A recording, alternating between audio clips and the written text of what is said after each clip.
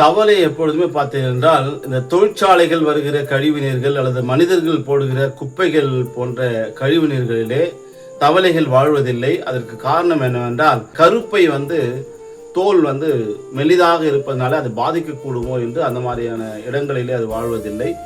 அப்படியாக ஒரு தவளை ஒரு கிராமத்திலே ஒரு குளத்திலே வாழ்ந்து கொண்டிருந்தது. அது மனதிலே அது நினைத்து கொண்டது, இந்த குளத்தில் நம்ம வாழ்ற இடம் தான் இந்த உலகிலே பெருசான இடம், பெரிய பெரிய நீர்நிலைகளா தெரிஞ்சது அந்த குட்டை. அந்த டைம்ல ஒரு ஆமை, கடல்ல வாழ்ந்த ஒரு ஆமை அந்த குட்டையிலே சேர்ந்து வாழக்கூடிய ஒரு சூழல் ஏற்பட்டது. இருவருமே நண்பர்கள் ஆயினார்கள். அப்பொழுது பேச்சு வாக்கிலே சொல்லிச்சா, ஆமை சொல்லிச்சு, இல்லப்பா இந்த நீர்நிலைகளோட கடல் தான் இந்த உலகிலே பெரிய நீர்நிலை என்று சொல்லிச்சான்.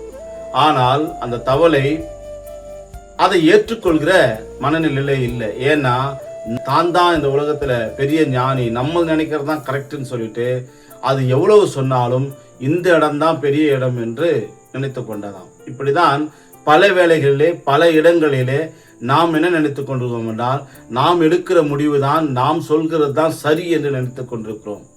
மற்றவர்கள் சொல்வதை நாம் காதுகளுடன் என்ன பண்ணதில்லை, கேட்பதில்லை. ஏன்னா நம்ம மனசுல நமக்கு என்னன்னா, நாம் பெரிய ஞானி என்று நினைத்துக் கொண்டிருக்கோம். நாம் நினைக்கிறது தான் ஒரு உதாரணம் உள்ளது, தாம் பிடிச்ச முயலுக்கு 3 காலம்னு சொல்லுவாங்க. அந்த மாதிரி சூழ்நிலைகள் தான் நாம் நிற்கிறோம். ஆனால் திருமறையில் ஒரு பகுதி சொல்கிறது, இவ்வுலகிலே தங்களை ஞானிகள் என்று கருதி கொள்வர்கள் தாங்களே மடையராகட்டும் என்று வாசிக்க கேட்டிருக்கிறோம். ஆகவே நாம் தான் இந்த உலகில ஞானிகள் என்று நினைத்தோம் என்றால் நம்மை விட பெரிய முட்டாள்கள், நம்மை விட பெரிய மூடர்கள் யாருமே இல்லை. ஆகவே பிறர்கள் சொல்வதையும் நாம் அலசி ஆராய்ந்து அதிலே கருத்து சரியா இல்லையா என்பதை புரிந்து கொள்ள இந்த நாளிலே அழைக்கப்பட்டிருக்கும். கர்த்தர் தாமே திருவசனங்களை ஆசீர்வதிப்பாராக. ஆமென்.